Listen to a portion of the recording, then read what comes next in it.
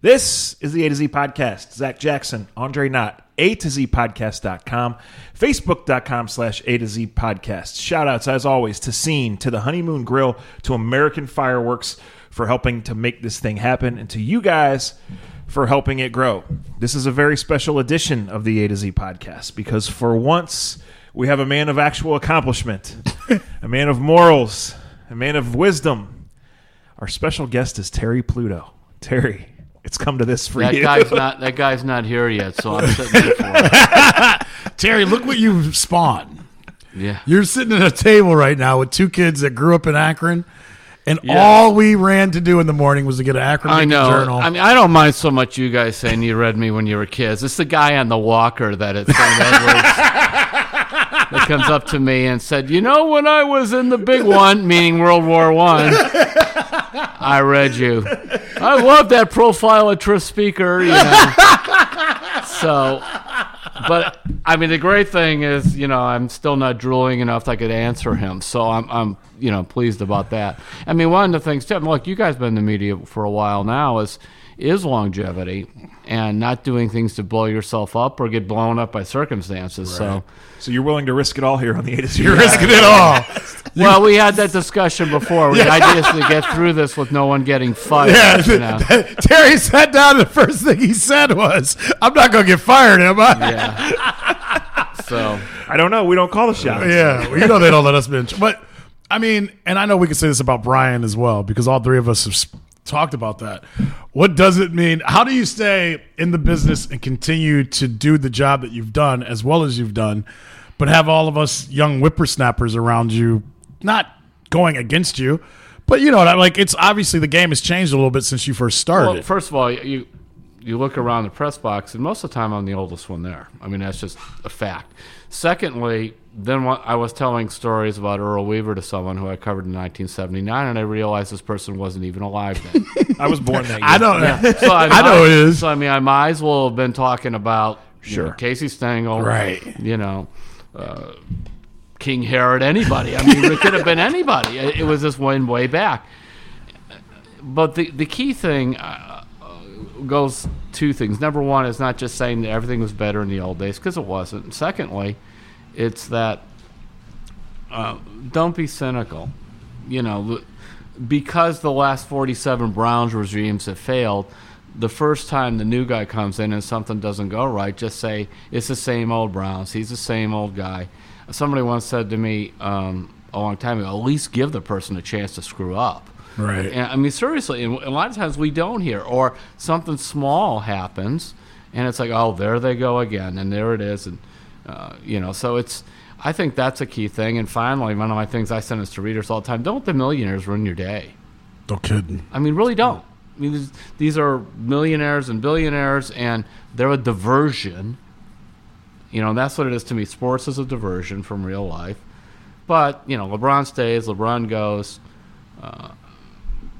By the way, it doesn't dictate, did they fix the pothole in the street or not? I mean, seriously. No, or the person who has cancer or whatever. The nice thing is when LeBron is here, the person who is a basketball fan who has cancer, it's a little more fun at night to watch the games. For a couple hours, you get away from it. The diversion's real. The diversion's real. Oh, yeah, it serves a real purpose. No doubt. But let's not turn this in. And I just see some of my colleagues, whatever, it's just like, they're grinding away, and I hate that word grinding, a baseball player. I'm grinding day after I'm grinding. Just keep grinding. Boy, that's what I want out of life. I just want to grind through. But you've done a baseball season, though. I have. It's difficult. It is. But if you look at it that way, you become, you know, again, you start hating on everything. Yeah. And that's what I don't want to do. I don't want to hate on everything. I'm glad people still want to read me. And so there you go.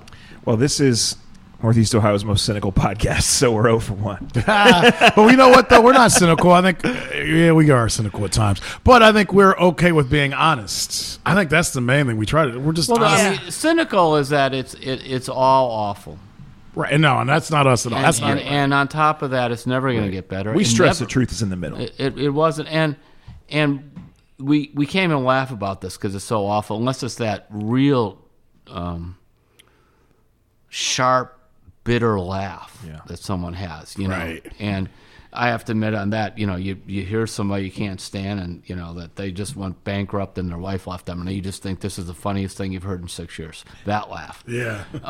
And so, yeah, at times we do that. But again, the idea being, when at least for me, when I go to cover, and this is for me, this isn't for anybody else, because you got to be true to yourself. Unless yourself is really messed up, then you got to look in the mirror. But I know both of you guys work in that, and you're not in that ditch. No, Right. we're not in that ditch. Yeah. We got books to talk about. We got LeBron to talk about. We got newspapers to talk about. But as an ode to our regular listeners, we have to start with the most important question. What are your feelings on Panera? I love Panera. You ever write at Panera? I'm sure you've written a lot of Panera, haven't you? Yeah, chicken and wild rice soup. I love you could take the iced tea and you could put the berry in. Yeah, you mix you can change it up. It really is a great place to write. Like it is. There's enough people watching, Panera, but it's quiet enough that if you want to lock in, it's right. like she's not my biological mom, but she's like my mom. It's great. There's this she's going on 93-year-old black woman in Akron named Melva Hardison, and she's been. My mother died many, many years ago, and she basically kind of claimed me on waivers, so I have her. But so the first time, she's now at the St. Edward's nursing home over there off of Summit Mall. They've been doing a great job with her, taking care of her. I wanted to get her out, so I took her to Panera. It's like, we'll see how this plays with Melva. She thought it was great. She's like looking at all the treats and that, and it's the other thing too. She's on a walker. You could kind of do that. So you had you look at it, you have the millennials on their computers, right. and she's over there, and you see the senior citizens are there talking about whatever. So I'm 2 thumbs up. Gold star for Panera. All right, let me let you in on the joke. I love Panera. Everything you said, I love it. But I made the joke, and I'll say this, and most of our listeners know. And I can say this now because I've actually talked to the higher ups of Panera. My wife just had an event. My wife works with kids with special needs, and we just had an event, and Panera actually sponsored some of the food for the event. The event went very well. Thank you, Panera. And as I was teasing, hey, even if you like Panera food, you should come. And I said something to the effect of, a lot of white people there. You very rarely see black people. So you helped change the culture that I talk about. You brought a black person to Panera. So and on top of that, she tells everybody she's my mom. Which she is. She is.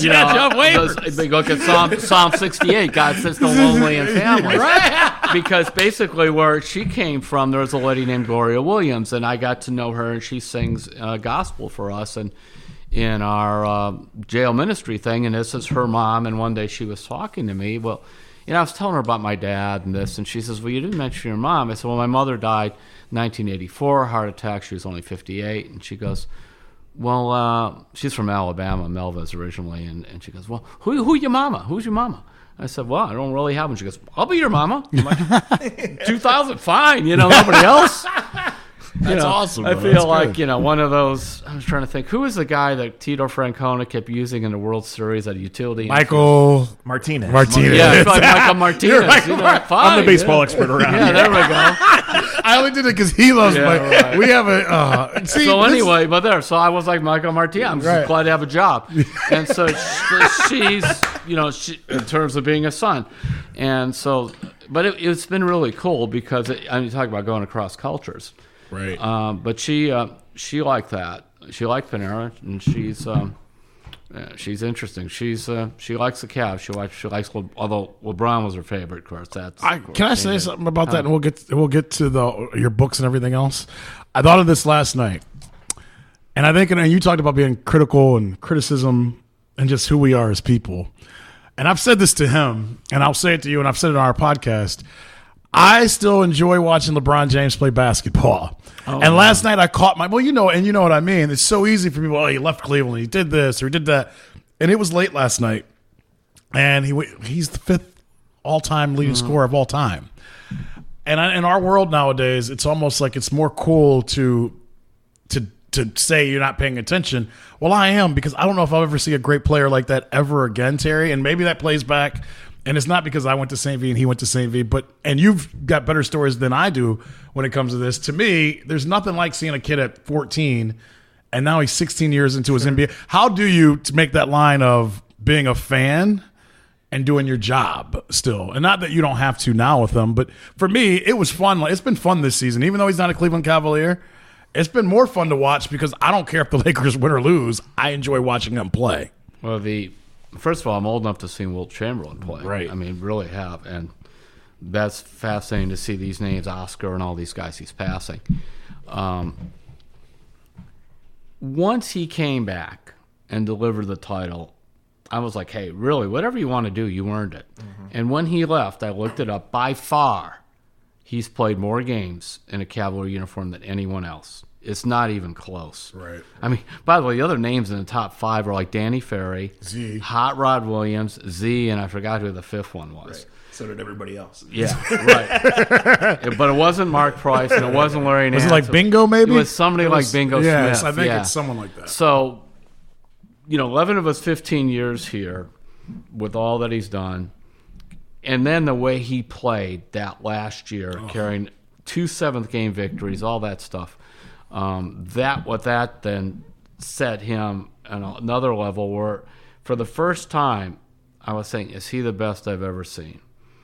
And the answer is maybe. Because he's still going. He's still going. Sure. I mean, Jordan was unbelievable. I mean, Jordan was just spectacular. And Russell was hard to evaluate because he had so much talent around. He's playing smaller guys too, yeah, right? But you could always turn around and say these guys, you put them on their nutrition now, and it's a different deal, right? But Russell was really limited offensively. I mean, he was. It's a guy again. I saw Bill Russell play. There weren't a lot of. Basically, there's a lot of tip-ins and little shots, and he didn't even have a big sweeping hook shot. Right. But the big thing for him was just he owned the defensive end of the court. But he was surrounded by one of his teams had 7 Hall of Famers on him. 7. Jeez. Did they fight about the last shot of the game and clap at each other like they do in Golden State? Basically, they kind of ran it. Right. Red ran it there, and I did a book called Tall Tales. I interviewed Red about why he put Russell in charge. And he said, basically, I thought nobody could really coach Russell at that point in his career but Russell.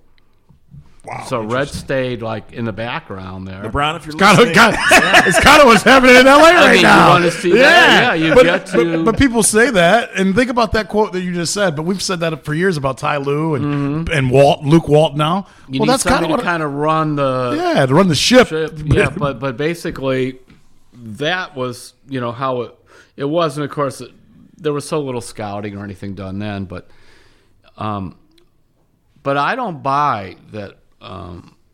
Russell was the greatest ever because of that other part of it. He was surrounded by that, and he was with some of the things that Red Auerbach invented. I mean, he would be just like the first guy, like Earl Weaver, for example, the first guy that used basic analytics. Right. But he was the guy who invented the batting average of pitchers against hitters. Think about the competitive advantage. It's huge. I mean, it is. So it's like the first guy invents the blitz in football or something. I mean, it's just out of nowhere. Well, the Celtics had the first one had any sort of scouting things. That's why they had such great players. Also, back then, there were usually 18. So, I'm drafted number 8, then I'm turning around drafting 16. It's like having 3 first-rounders anyway if you do all those things. So that was their deal. They were way out ahead. But, see, Auerbach kind of stood in the background, and he was still kind of running things. But Russell's coaching during the game. So maybe we'll see that with LeBron. CEO Terry, guy back there. We are seeing it. Yeah. Well, let me say this quickly, and off of what you're saying, best player ever. And I didn't see them all. But you've written this. I've said this. We've all said this. LeBron's best attribute isn't as a scorer. Yeah. And now he's the 5th highest scorer of all time. And most likely he'll be a top 3 at the end of his day. And we know that he's one of the greatest passers. His rebound numbers will be ridiculous. He's putting himself in that conversation. I mean, maybe the best I've seen other than Jordan was Magic. Magic in his prime. Again, and he was blessed with, again, another terrific cast around him. But he was magnificent to watch when he was really cooking, because he really had the LeBron ability. Do you want me to be the point guard? I'll go be the center, whatever you like. He taught himself to shoot from the outside like LeBron did, and his the passing. He actually was a better passer than LeBron. LeBron's great. Magic was just he was magic. It was a perfect nickname for him. Yeah. And I do think because his personality was so infectious and he was so much fun to be around, it's probably a lot more fun playing with Magic than LeBron. Right. Yeah, I can see that. Yeah. So speaking of LeBron, I have this story that I remember, but there are holes in it, so I need you to fill them in. This was, I want to say, his sophomore year when LeBron phenomenon locally was becoming a thing, but right before it hit nationally.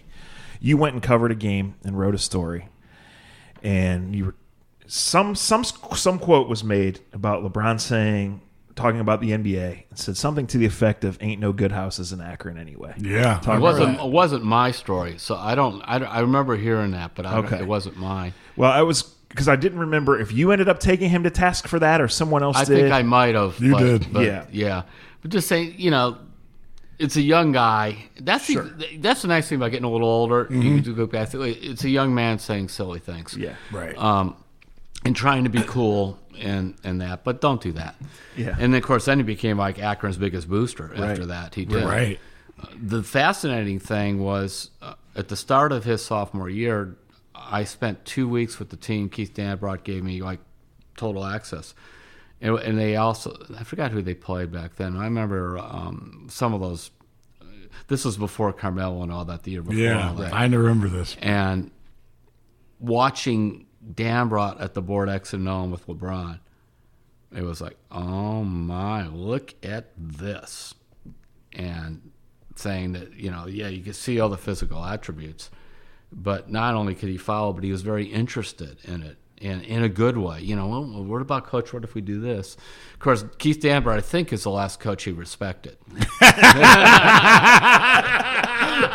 No doubt. Totally. Right. He liked Drew Joyce. He might have liked some of the others and thought some of these guys knew some really good things. Right. But where a guy in his mind would probably is fully entitled to everything that coach means. Yeah.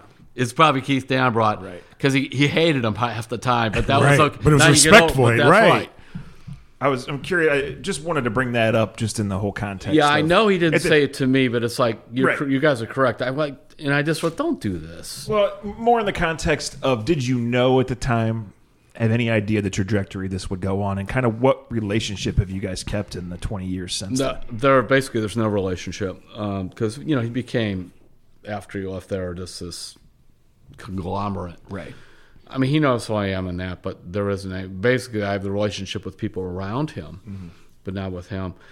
I thought I was watching a future NBA All-Star, but nothing like Hall of Fame, or there was no way to project this. And you don't know how driven he is. And as Keith Danbrot, was telling me, who knew that he would become so obsessed with his body, right, and doing all those things you need to do to keep playing, because this is a guy, he was worth $93 million before he dribbled the ball in the NBA. $93 million. I remember because when Brian Windhurst and I did the franchise, Brian did a lot of work on all the shoe contracts, and we totaled up was $93 million. At 18 years old. 18 years old. And didn't have $93. And didn't come from no nice house in Akron either. No. To go off of one. And I always say to people, hand any 18-year-old that. Sure. Well, I always say, whether you love or like him, I think you have to respect him. Knowing what we know about what his life was before, I am more amazed by what he's become as a person. Yes. Not the basketball player is unbelievable, but knowing the story leading up to 18 and knowing who he is as a person today, I'm just as like Derek Jeter is who I kind of compare him to. Derek Jeter grew up in a household of a mother and a father. Father's a doctor. Mother, a different type of family that was kind of set up to set him up for success. Well, Michael Jordan was a two-parent family. I remember I wrote a story about his dad, in fact, before his dad had been murdered, because he was around one practice. It was a different time in the NBA when you just kind of go to these things afterwards and talk to whoever. And very middle class from Wilmington, North Carolina. I went out there one time and wrote something from the high school where he was, and by the way, this myth about Michael Jordan got cut from his JV team, right. What it was is he didn't make the varsity as a sophomore. Right. He was a star in a JV. They were just simply grooming him. And it was a little different era where you just didn't rush freshmen as sophomore to varsities. Could you imagine that this year nowadays? Well, now you would tweet about it. You would transfer. Tweet about it. Places you might transfer. Well, you've been at Oak Hill Academy anyway. So. Let me say this, and this is, Terry, because of the things you've done, I'll say this, and I've said it to people, and I'm always cautious of who I say it around. All this transferring and complaining and bitching and moaning about it, when you have two parents, like in my household, my dad would have been like, no, you're going to stay there and play. Right. I think the having two parents and how you're raised plays into how many kids we have now that, okay, I'm not a starter here, I'm going to another school. I think the household plays into it a little bit. I really do. Plays into every single social discussion you want to have, good or bad. I mean, the fact is, this is now my long career of jail ministry every Wednesday morning, Summit County, and I've been in some prisons and that to talk to people. All the stats are there. Two parents, you're less likely, especially if if your dad is strong and around, 7 times less likely to get pregnant, 5 times more likely to have higher grades. All the things that you talk about. Because of that, probably 100 times more likely just to do idiotic things. Because there's somebody to say no, even if you don't like when they say no. I mean, that was what we talked just a little bit before about Keith Dambrot and LeBron James. Dambrot said no to LeBron James. Right. A lot. Wait, so you left prison to come here? That was yesterday. I can always go back. My guys are always there, I bet they're very rarely late. Some of them, it's like they've been doing 18 years. We always call it life on the installment plan. The deputies call them frequent flyers. But, it's, and it's like, guys, come on, man. The only thing I'll say is like, okay, when you're in here, at least come out and see us. That's a good move. Right. But I've enjoyed doing that because the great thing about that ministry is almost like in some ways, like if you've ever been like in a really good pickup game or somewhere where you ever hear the players talk about, we all got together by ourselves and had a game in a gym at night. Right. Nobody knew we were there. That's how, like, when you go do something like jail ministry in the classroom, where frankly we have to clean it up because somebody threw up over in the corner or whatever, right. And, or just they took our furniture. We got to get some chairs, set it up, and just do it there. And it's the gospel. This is how it is. And the pretense is gone. And I've always liked that. And that's why, and you just go in there and, now, if they were required to do this, it'd be totally different. But because it's volunteer, any high school would love to have the behavior we have in there. Even though if you ran the rap sheet, your head would explode. Yes. So, because remember, county jail, you're in there for anything. I'm finishing up the 3 months for the DUI to, I'm waiting for the trial on the double homicide. Yeah. I mean, they're all together. So, I think that's still one of the cool things there. It sounds odd about basketball, but it's like that program ESPN 11 basketball. You hear those guys talk about that. Is like, they have these stories. We got together in this gym. Like those guys that were on that first Olympic team in '92 talked about the practices. That some of the greatest basketball, most satisfying basketball they ever saw. We never saw it. Right. No tapes, nothing. Mm-hmm. Right. So I wanted to ask you about LeBron, and I wanted to ask you this. And this isn't to write your eulogy or anything, but big picture, the books, the award-winning columns, the prison ministry. Is there something you're most proud of over the course of your career? Good question. It's interesting. Well, obviously, the jail ministry has been a calling on my life. I mean, you don't go in there every week for that. And also, It's where I met Gloria Williams, who sings gospel along with my wife. And from Gloria, I got Milva, my mother. Again, that whole thing. Mm-hmm. Psalm 68, look it up. God says the lonely and families brings forth prisoners with singing.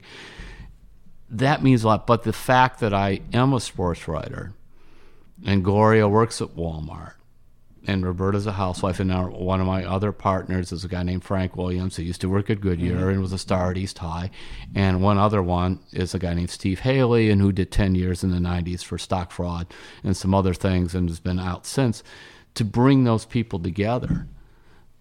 But in some ways, it's almost like sports. You walk through some of these locker rooms, especially baseball. Andre could say, Tito talks about that, but he's correct. The not just the fact you got the Dominicans and you may have somebody from Asia and that, even the Americans are widely varied, right? From the backgrounds they're in and how they find a way to kind of make it work and that. And I just think too, when you put something out there, but the sports thing has always helped me because, guys with a lot of tattoos or this or that, I'm kind of used to this, it doesn't freak me out. So I'm glad they've kind of gone together.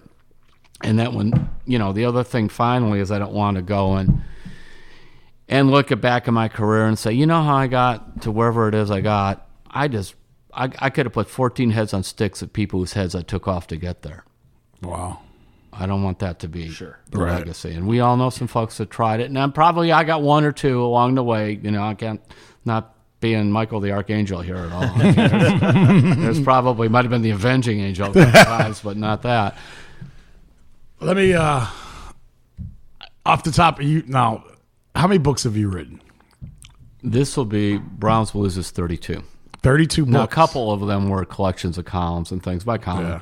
Roberta, actually, my wife went and counted them all. She was one because she's been through them all. I mean, we've been married 41 years, and we're together almost 4 years before that. I was in school, and so she's back in the old days. They had typewriter. She typed them, Now she edits them. She transcribes the tapes. Wow. So you put her. She would type them. Basically, well, sometimes what you do is before you had computers, she'd type it up. Then I go back and edit it, because it's going to do stuff with whiteout. And that's love, Terry. Yeah, better believe it. Zach can't get somebody to go get a burger with him. You got somebody else. Well, I know where he lives. There's a reason for that. My favorite book, and I've if you've written 32, I've probably read at least 29 and a half of them. Loose Balls is always my favorite book. Mm-hmm. Kids still, I was speaking to a class, and this isn't about me. I was speaking to a college class maybe 5 months ago, and someone said, how do you get where you got? And I said, well, you have to read, and you've got to be willing to write a lot. And both of us are like that. And then the kid goes, well, what's your favorite book? And I didn't even think. I just said Loose Balls by Terry Pluto, and then I realized I was talking to college kids that were probably like 18, 19 years old. They heard Loose Balls. They all chuckled. Right, yeah. They all chuckled. And I got this serious face, and I go, no, you don't understand. When I read Loose Balls the first time, I was probably, 14, 13. I was young. But I remember that it was riveting. I remember I could see the color of the ball, the outfits people wore to practice. Who was the guy that didn't show up to practice? He showed up in a mink coat. Marvin Barnes. It was Sparish, that book, and I've probably told you this in different ways. That book changed my life and how I read books and how I looked at things because it was so vivid. It was so different. And then it made me realize the NBA was that almost. And also once in a while what happens to a writer or even a broadcaster, you fall into a story that really nobody's done before. Yes. And people on top of it are dying to tell the story. And that was a story about the ABA. The ABA wasn't even my idea. The book was Jeff Newman, who was an editor at Simon & Schuster then. He grew up a New York Nets fan on the island. And once in a while he'd run into one of these people, I think Laurie Brown, somebody else, and they would start telling these ABA stories. So he always had this in his head, this vision. Right. He let me loose. I had never seen an ABA thing. I always had a red, white, and blue ball. My mother used to buy one for me. She thought it was kind of colorful and cute. It's actually always neat to see it in the air. It is. And I think if the NBA ever adopted it, they'd sell them like crazy too. No doubt. But then it became a how to do this. And the fact was, Bob Costas is one of the people there started St. Louis Spirits, that the ABA is like the Old West. And there's all these stories, but you can't document most of it. Yeah. So then it became how you try to get a bunch of people sitting around talking, even though most of the people interviewed were individually, and then kind of put it through almost like writing a play. But then I would run into guys, say, you got to talk to this guy or that guy, and then people like Julius Erving was glad to talk about the ABA, Hugh B. Brown and that. And so it became I remember Ken Burns, I'm not saying the same thing, we talked about how to get the Civil War into, right. This was basketball Civil War, ABA, NBA, and how to put it into some sort of form you could read. And I mean, the original version was like 700 pages. We just had to cut it down. And then, but see, what made the ABA different than when we do books about some of these other leagues is there were all these huge names in the ABA. See, that's where the power comes from. Mm-hmm. So if Julius Erving is telling you a story about John Brisker, even if you barely heard of John Brisker, you're interested because Julius Erving's interested. Right. Or Hubie Brown is about, or Larry Brown, or Doug Moe. There's a crazy talk show host named Morton Downey Jr. I remember him, yeah.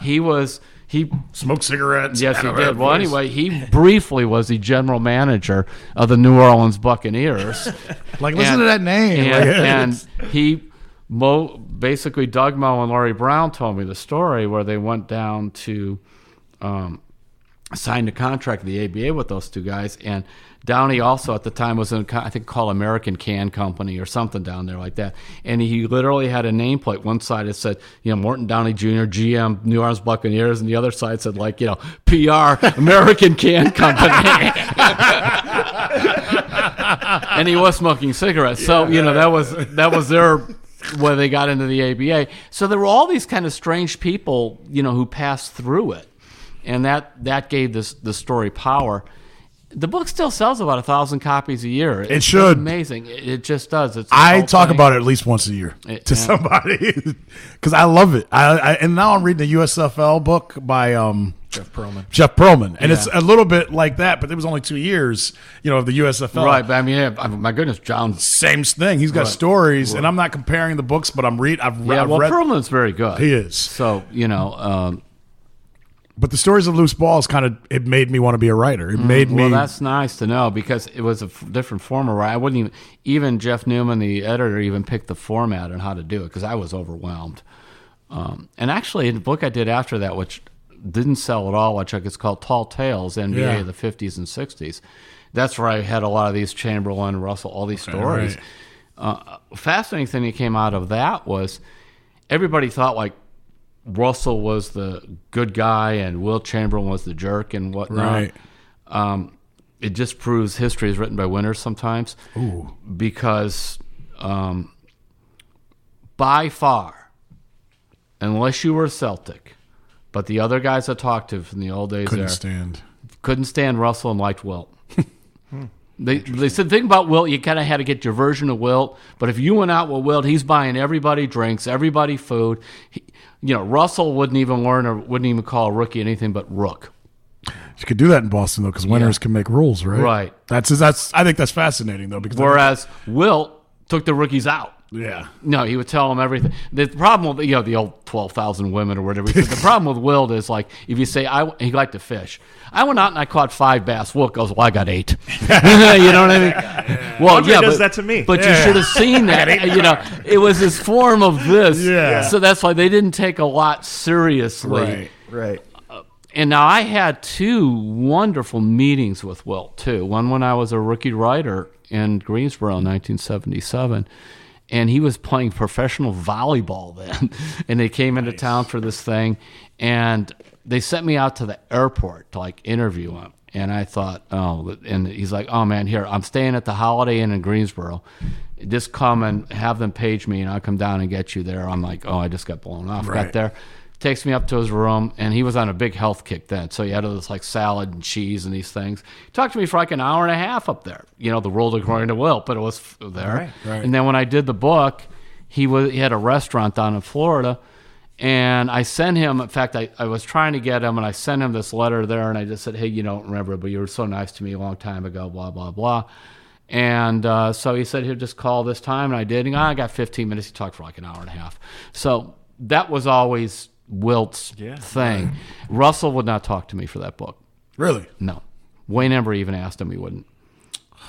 That's amazing. My guess is because Bill probably figured he couldn't make any money off it. Right. And maybe, and the difference is, even though Wilt and Russell were close, Russell was hurt by things. Things hurt him more than racism. And that I was going to say, being a black athlete in Boston at the time, he was, it did. And just even before that, right, I think it did. That. I remember I said to Wilt, well, why do you think Russell was angry so much? He goes, how would you like to be Bill Russell, and you walk through an airport, and you have all these championship rings, and people come up to go, how you doing, Wilt?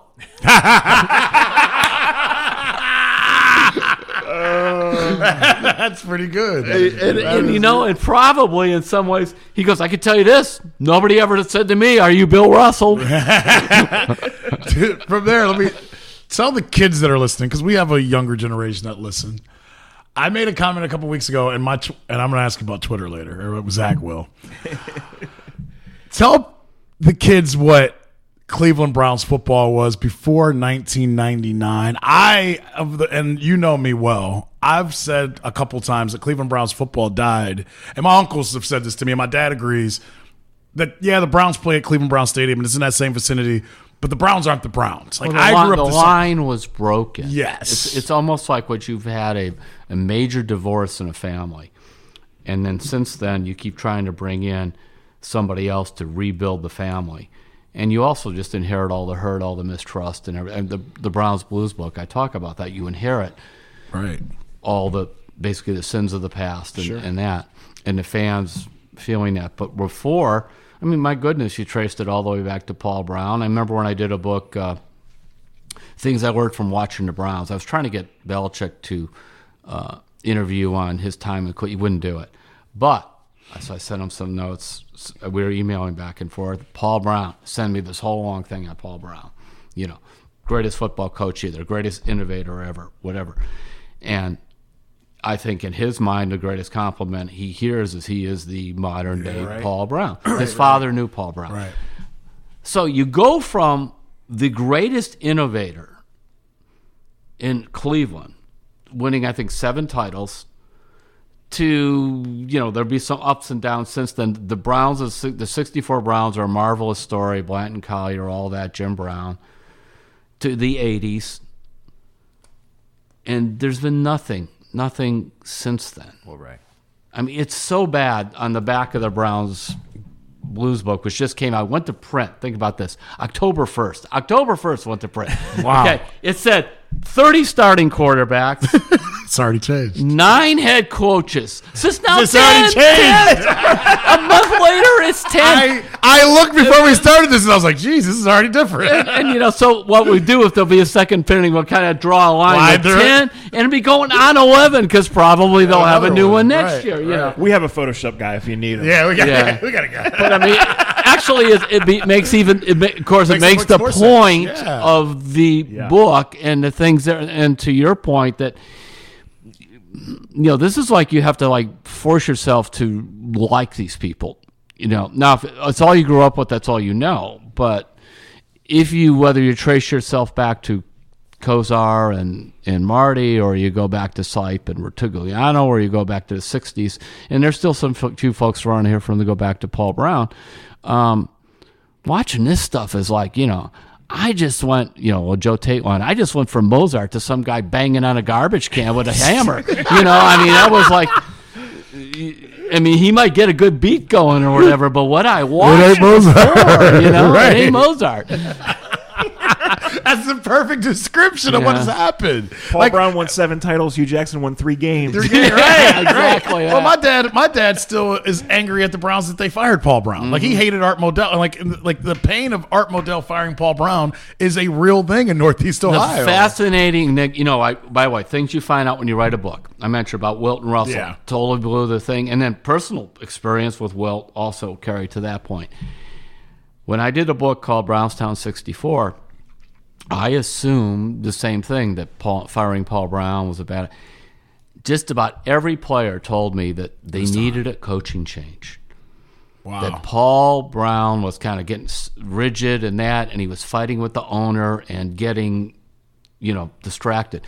Where Blanton Collier, who had all of Paul Brown's knowledge because he was his disciple, but he said Collier had the magic of, you would sit at the table with him, and he had an idea of certain plays or whatever, but by the time you're done after 20 minutes, he made you think it was his idea. Jim Brown loved Paul Brown. Yeah. Loved Blanton Collier. He loved Paul Brown in the beginning, and then they began to split. He loved Blanton Collier. Wow. And he was one of those that told me he didn't know if they'd win the title had Paul stayed. He said, we opened up our offense more and all of these things. I remember this.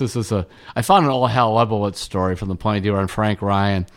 And Hal starts the column, right? And he goes, I called Frank Ryan's house, and his wife, Joan, answered the phone. And I said, well, where's Frank? She goes, he's out in the street playing touch football with the kids. Wow. Think about that. Yeah. And, Wow. here's a guy who also, was finishing up his PhD in math at the time in '64 when they were going for the title, because all those guys back then also knew they needed jobs afterward. Yeah. But to go back, see, those are the stories and those are the things. That's the legacy that your dad had and that. And I have somewhat. See, I was far more Indians fan than Browns.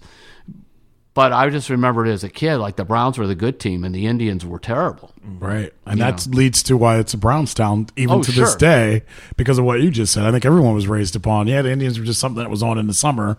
The Browns are it. And it's just such a football area. I mean, it's not an accident that Canton is the Hall of Fame, Right. I mean, look, if you guys played high school football, I mean, it's a huge deal. Oh, yeah, it's everything. It still is to us. And I worked in other markets. I worked in Greensboro. I worked in Savannah. I worked in Baltimore. Not even close in the high school football end. I had a buddy in college at Kent State who couldn't believe how big we made high school football. Yeah. Like, he literally was just like, he goes, really, on a Friday night you're going to high school? You're in college now. I mean, this is like this is like Texas or down, now you go down to some of those other places, that's a whole other deal. It's a professionalization of high school sports, but so the Browns, talk about benefited from the history of someone that came before them, which this group has had nothing to do with. Right. I mean, I remember the celebration when the Haslams took over, and it was because the fan base, he just wasn't the learners. Yeah, so it wasn't the learners. Amen. And it's funny, too, in the book that I go there, because this is, again, things you find out when you write a book that goes beyond there, was how Joe Banner was the one that kind of put the deal together for the Haslams. And Randy, he got word, the famed story that Randy Warner promised to keep it for 10 years and whatever. Right. Banner says, as far as he knows, it's true. He goes, suddenly I get word it's available. So he had this lawyer who puts together everybody, got Haslam together with Banner, and he said when he went to negotiate with Randy Warner, this is something good about Randy Warner. There's a few things in there not so good, but this is being that unlike Dick Jacobs, who hired Goldman Sachs to run a blind auction, Randy Lerner just came in and wanted $1 billion for it. And then it was a question of how do you do it? They structured a deal, I think it was $600 up front, and then the rest paid out. And that was it. Just done. He wanted to find a guy with, he thought, well, the Steeler connection with Haslam, he would keep it there. It's a viable company, Banner is respected in the league. And get me out of here. Yeah, I'm out of here, and it should be in good hands. Right. Which is what a lot of us looked at. Absolutely. The official sale was like 10 years and 2 weeks. Yeah. Yeah. I mean, it really was. It really the word was, and it was true. Yeah, it took about 3 months. And he said Randy had this, they just kind of had their little lawyers, got together, they cut this deal. There was none of this fanfare. He didn't want to drag it out. Right. Then, of course, he went into soccer where he took... He went from first division to second division in soccer, which would be like, as Tom Reed, who's my local soccer expert or whatever, from there, we love it. He said that would be just like suddenly you bought the Browns. They're so bad now they're playing Saskatchewan, the Canadian League. And he goes, that's really what he they did. have the thing, and it's a disgrace to your community. Right. So the Browns have done that here too. Yeah, but really is because at least the Browns are still playing the Steelers. True. They're not playing Saskatoon, so it's a little different. Let me think of how to word this. So now with it's internet and Twitter and the numbers and all this stuff that's shoved down your throat, and I'm sure you're read instantly and immediately in Oklahoma and California and Japan. Is it processed by you any differently than when it was just laid on someone's kitchen table every morning? Just how you approach it? Or I know what they're reading. Anybody who's in our business that says they're not checking the numbers at some point, well, probably they're lying, and they probably won't last in the business very long either. That's what it's come to. It's kind of like we all have our analytics. of course, I was writing scribbles for a long time ago, and I just stole the idea from Hal. I was going to ask you, what is Hal meant to your career? Who probably stole it from, the book of Proverbs in the Bible. I mean, to go back, it's the same thing. And so, again, we're none of us is all that innovative. But like if I put scribbles up there, it's going to get more hits than not.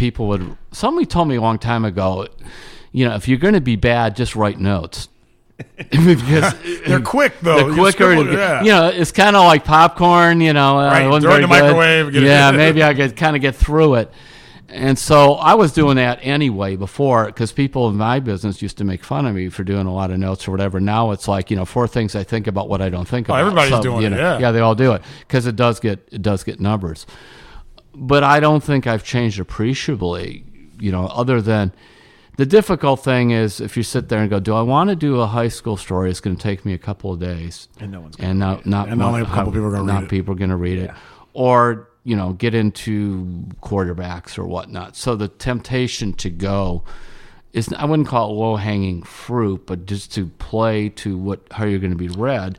When they, any business they tell you, the numbers aren't all that important except when they are. Right. That's it. You talk about the low-hanging fruit. I can remember I played basketball with you when I was like 12 years old at Firestone High School. We would go up and have open gyms. You don't remember. You don't have to. But then I can remember being at St. V like 4 years later, and you're asking me a question. I was like, that's Terry Pluto. I know you may not know he can't play at all. This is before you blew out your Achilles. I can go back through all of that. But my point to it is, like, I get that the high school story doesn't get a ton of run, but man, when I saw you or Chris Broussard, I can remember those moments. Right. Of course, the interesting thing would be now, what are the high school kids reading? Right. That's a great point. Paper isn't there. I mean, a long time ago, somebody told me when you go out and you write for scrapbooks, when you go to a high school game, and which was true. Now, I tell you, one of the things that to this day, it was a tough lesson. There was when Lee Owens was coaching at Akron U, he would give out scholarships, and usually you would lose one or two. They would, somebody at the last second would turn you down. You thought you had them. So he would take that, promised at least one scholarship, and he would call it the Blue Light Special. Right. He would give it to a local kid. Yeah. And to just underline the point how I still don't know what this kid's name was, it was like Franklin Johnson or Johnson Franklin. I don't know which, all right? Yeah. It was something like that. But he was playing at one of the local high schools. He was a lineman, minority kid with a high GPA. Right, he goes, Terry, this guy's right up your alley. It'd be a really good story. I guess that. He had no other D1 offers. He was going to go to like a really good Ashland or somewhere. So I go out there, but the two first names, I reverse it. Oh.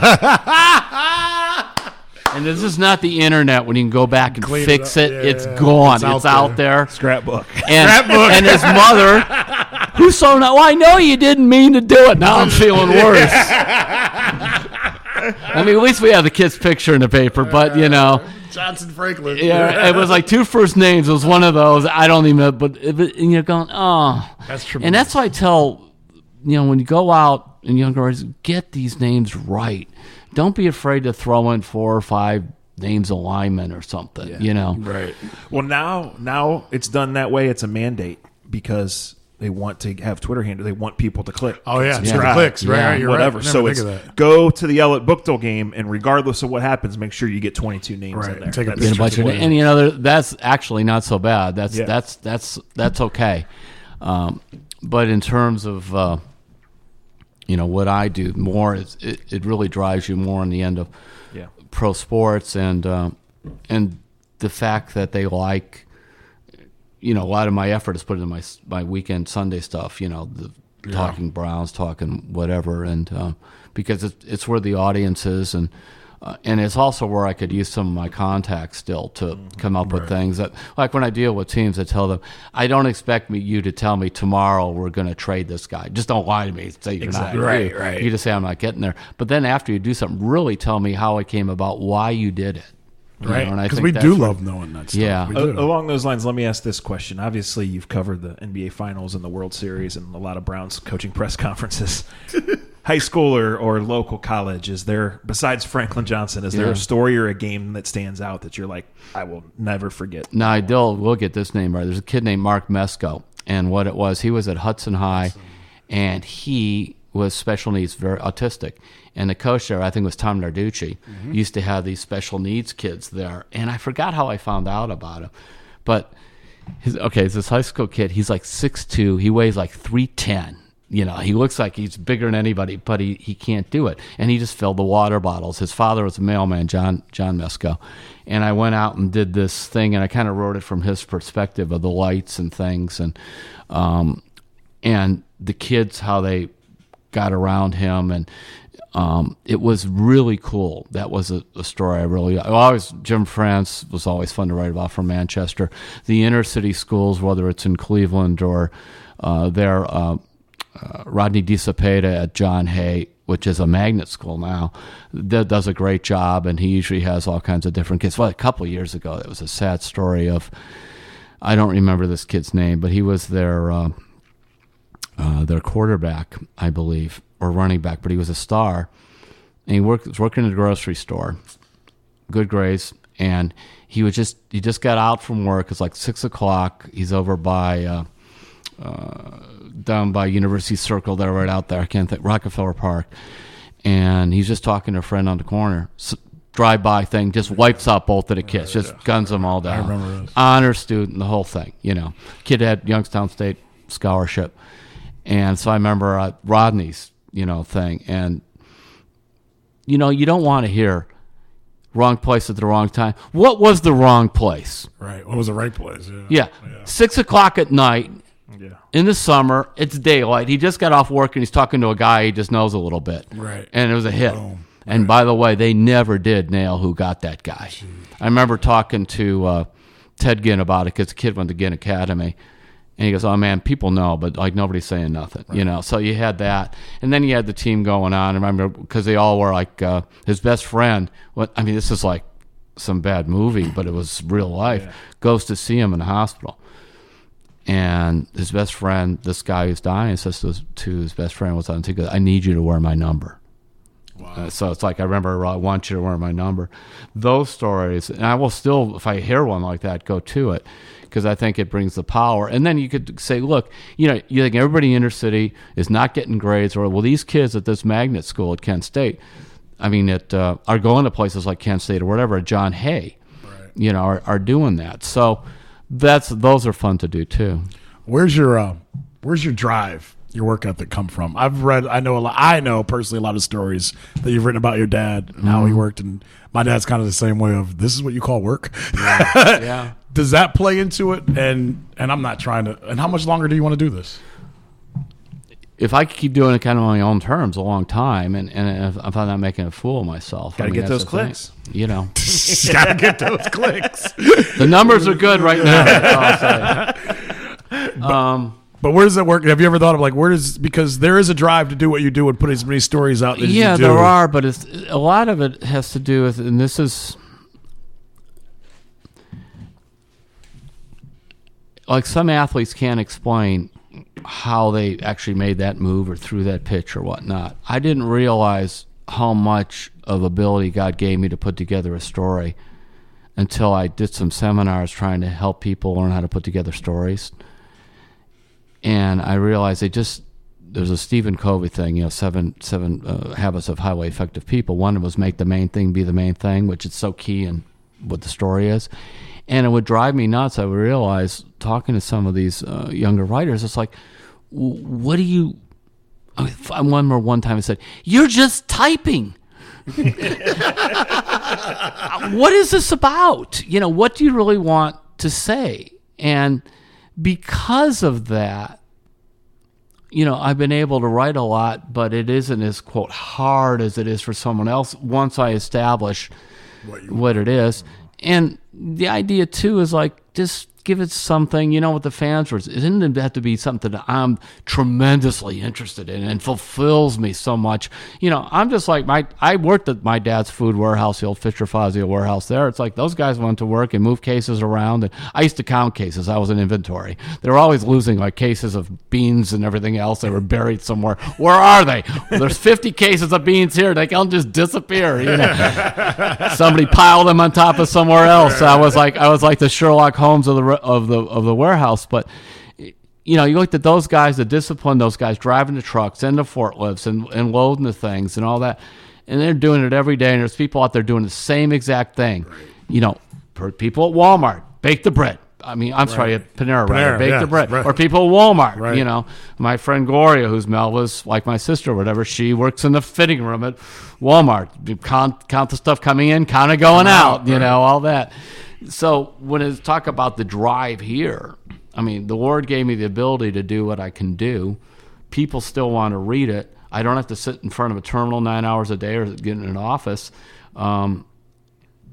I would be out of my mind to say, gee, I just don't feel like doing it anymore, or to act like this is so hard. Right. Oh, for heaven's sake, right. It's just, you're in the Athletic, you've been there. Somehow Andre's on TV. He always tells me I got a face for radio. Yeah, that's right. I always tell you I will go back to radio. I'll go back to radio at some point in time.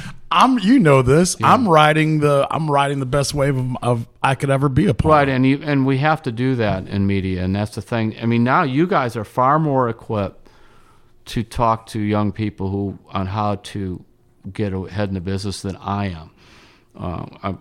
Roberta and my wife and I were talking about that because somebody had asked her, and that how I got there barely exists. Sure, right. Small papers and all this stuff.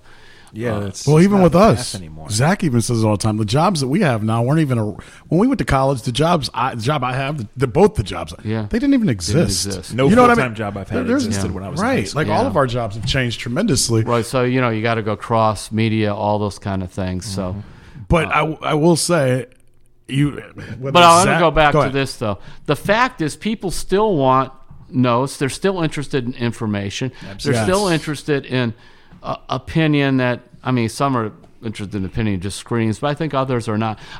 I guess the fact is I'm still doing it the old-fashioned way, and the numbers show. People like that. I think last year I was like number 2 in hits in the point dealer, and Mary Kay was number 1. Now, whatever that tells you about Cleveland's the Browns. Right. Did you see that season? No, I'm saying it tells you how sports drives. Yes. Well, what we're being read. We've had that radio talk, and I always love radio, and I worked for small radio stations. I worked for one of the bigger ones. And we always talk about what local means. Yeah. And you just hit on it. And I tell these guys all that, when we do the podcast and different things, people care about what's going on in their neighborhood. Yeah. They want to hear about what's going on, whether it's reading it, writing it, listening. We want to know what our local high school team's doing. Why is our quarterback stink? Why can't that pothole get fixed out there?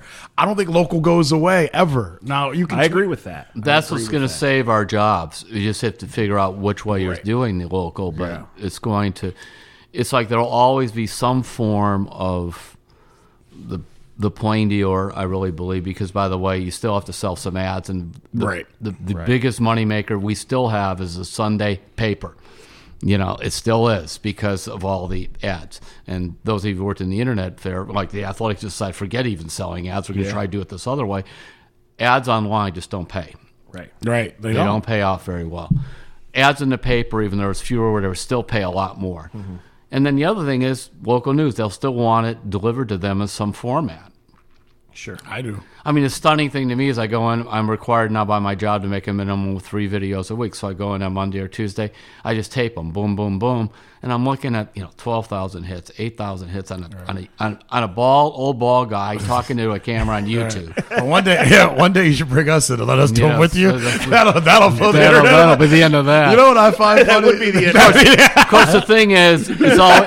By the way, those numbers come from the Browns. Right. Well, it's funny how we try to put newspapers aside and like they're not important. But now when you have a big game, I remember when the Indians clinched in Toronto, and we fly in.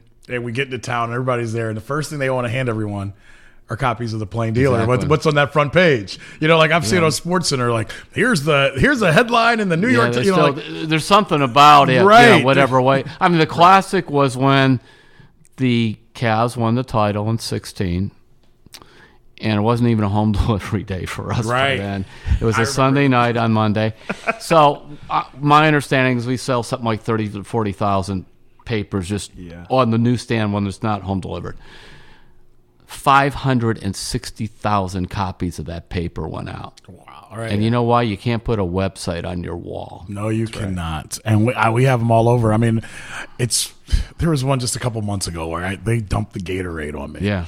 And my kids are 5 and 4. Like they don't, they don't understand it, but they understand when neighbors are running up to dad. Like I'm taking my daughter to the bus stop, and they're going, "Look at this!" And I'm like, and for my daughter who's 5 and she likes writing and reading, she's like, "Dad, why would they put that in the front of the newspaper?" Well, that's a good question, but But I could tell. It is. But it made her interested. She wanted to know what was in there. I mean, you can still go round and around, and you know what? I think in the weekends we're still like 250,000 or something like that of papers, and I guess it's like the average is like papers read by about, let's say 2 people, just even there. So that's 500,000, and so even only say only 20% of those people actually read my story. So out of the 500,000 people, like on 20%, it's 100,000 people. It's far more than they're going to see it online. No doubt. Right. I mean, just is. Yeah. So that's that gives me some solace, and also the fact that people still want to read it. I mean, I'm glad. I mean, I still get a kick. You look at the paper, that old ball guy's head in there, still 40 years later, and so. Right. What do you think about social media, Twitter, and all that stuff? I mean, I use it just to promote me. I mean, it's sort of that. I mean, you get right down to my stories, my book appearances. But you walk away after all of that. Yeah, and then congratulations to Mount Union and another title. That's it. I am not getting fired on, how many characters is it now? It's not 100. 280. 280. I'm not going down on 280 characters. And also, I mean, I will always, when people are, I don't follow too many people on Twitter because a lot of times they're fighting their politics on both sides. Yeah. And it's like, I don't, the world's hard enough. Right. So, and I don't get into a lot of debates on Twitter because I like my job. And so the same way there is, I'm not losing it over that. And also, again, I don't let the Millionaires ruin my day. I really don't. It's much more fun when they win. I mean, let's face it. But still. Tell me about it. I've been covering the Browns. Yeah, right. Look at his age. I mean, with the Browns, they beat Atlanta. It felt like they won about 7 in a row, didn't it? That's what it sounds like on the radio. Yeah. Did you get Joe Tate on Twitter? Joe Tate is on Twitter. He was on Twitter like 2 or 3 weeks ago. He popped up out of nowhere. Did he really? And I love that man. No, and I love the know. relationship you two had. He said something about somebody made him do it, or I forgot can what tell. it was. It was a hostage video. There's no doubt I about forgot it. what it was. You could tell. Somebody Don't say made him do it, but I didn't see it. It was absolutely a That's the hostage best video. thing because I watched it and I was like, I gotta go see Joe. Like I texted Zach and I was like, I know Joe pretty well Because he doesn't have a computer at home or anything. No. So it's and I remember watching. I was like, something's wrong with Joe for him to get on the Twitter and to do this. And we're running out of time, and I want to do this again with you. This has been awesome. Right. Yeah. Your relationship with Joe Tate. I got to see it. You wrote the book about Joe Tate, and you actually let me put a chapter in there or whatever else. And I appreciate that like no tomorrow. It's one of the books in our bookcase. He is tremendous because of his honesty. Mm-hmm. He's never been anything but to me, which I truly appreciate. How much does it help to have a relationship with someone like that who did all these games and was so close to teams and to be able to throw stuff off of? Well, that was always the thing that you could try to find as somebody who's a play-by-play guy that you kind of get to know even as a reporter, because sometimes they get points in directions to help you, and they just know that what's going on. Like Andre traveling with the Indians, he has a really good feel for what's going on. Right. And Joe, just like to me that some people, let's put it this way, and this applies to both Joe and I. People say, I want to go into broadcasting, or I want to go into sports writing, and I go, why? I love sports. That's not the reason. Yeah. you're going to spend far more time on the broadcasting element or far more time on the writing element. You're right. Now, the cool thing about sports is you have winners and losers, you have trades, you have instant drama built into it. It's just there. And you have a audience that you don't really particularly have to cultivate. They're looking for it. Right. They're hungry. So you have all that there. But if the broadcast is no good, if the writing is no good, you're just killing people. In fact, sometimes people tell me they love sports and they go on and go, why don't you just go coach? Assuming you like kids. But where you're ingrained in the thing. And, and Joe Tate used to go, oh, just don't go coaching on the air. And that's what he meant, getting so technical about high ball screens and all this junk, He was so right. He's so right, though. Yeah, just get to the point of that. But that's what Joe and I would do. But we would be driving around when I was on the NBA beat with him, and he would just go around the dial looking to games to listen to, small college games, even high school games. And he was very curious on how they were doing it, that the kids was any good or whatnot. I remember him telling me, and we all loved Ernie Harwell. And he said, Ernie is starting not to lose it, but he's not the same. And I go, I can't tell. So we were listening to about an inning. And then I said, Joe, what are you hearing? I'm not hearing. He goes, watch. He's just a little behind. He goes, or what he's doing is what I do. He said, sometimes you can't keep up. You stop, and then you let it happen. And then you reset it. Yeah, you reset it. He said, and it's just kind of like a pitcher now working the corners instead of the fastball. Wow. And see, that's what interests him, because you know why? He was very interested in the people listening to him. Right. He was tremendous. First time I met him when I was working at the Cavs, I was told by Joe Fritchen, who sat by him for years, and Joe goes to Joe, he goes, Andre's really talented. He's on the radio. You should listen to him. And Joe turned around and looked at me. He goes, I don't listen to that crap. That's right. And it just cried. Right. Like I could have cried. Like I remember slumping behind that computer, just going, all right. 3 months later, he walked in like he always did with Joe, the security guard, with him, and he sits the stuff down, and he waits, and he turns and looks at me, and he goes, I listened a little last night. And that was all I needed to hear. And then he gave me and he was like, you're good, but slow down. Yeah. And don't try to be the funniest guy on the radio. He goes, you're good enough that you don't have to do that. Yeah. And that was better than a paycheck.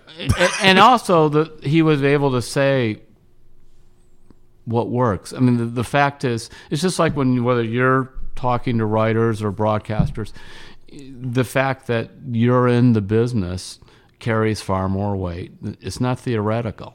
Right. And Joe certainly was not theoretical, and he became, legendary as a broadcaster. That's another thing when we talk about Cleveland, Northeast Ohio being a sports town, how broadcasters here become revered after a while. Sure. I mean, a lot of us grew up loving Herb score, but he wasn't very good. I mean, he is a broadcaster, but he was Herb, he was ours. Joe Tate was terrific. I think Jimmy Donovan's really good. And this year I actually ended up listening to parts of two games where I hadn't in a long time, because one, I was driving back from the airport when the Indians were in Houston and lost, so I wasn't able to get to that game, the Baltimore game. And then I took one other game off this year and listened to a half of that. And I'm like, he is really good. I hadn't listened to him in years, other than snippets, but the whole calling it, and I could see that. So that's what you want to see. And Hamilton, is another one. I think he's this generation's Joe Tate. Yeah. He is. I agree. I think it's a perfect storm of people here care about the sports. There's different groups here. So whether you're out there on the boat in the summer, or you're working in the factory overnight, or you're in your garage, and then you connect to these teams, and these guys have all been doing this forever. So Tom Hamilton is a part of the Indians, like Herb Score was. Right. I mean, I can remember being a little kid and listening to Joe Tate. Right. And I remember my mom taking us to a game and passing a note to Joe Tate in hopes that my dad, working in the factory 40 miles away, would hear it that we were there. I think the way athletes move around now as well, you become more ingrained with the play-by-play guy. Oh, yes. Than you do with the right? And by the way, it's like your team could be a loser, but my broadcaster's a winner. Yeah. I mean, they really feel like that.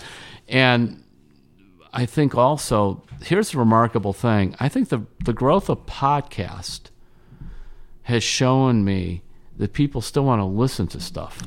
Absolutely. Because they could do it while doing other things. I write to baseball. I'll be working on a longer story, and I'll have Tom in the background there. It's a little harder to basketball writing that way, because I think, but baseball lends itself to that. And I know a lot of people do. They do listen to even this thing about A to Z podcast. We skip all the letters in between. Well, now there's Bible verses in it. You've made it first. I was trying to get you to the letter B. You have made a distinct change in the A to Z podcast.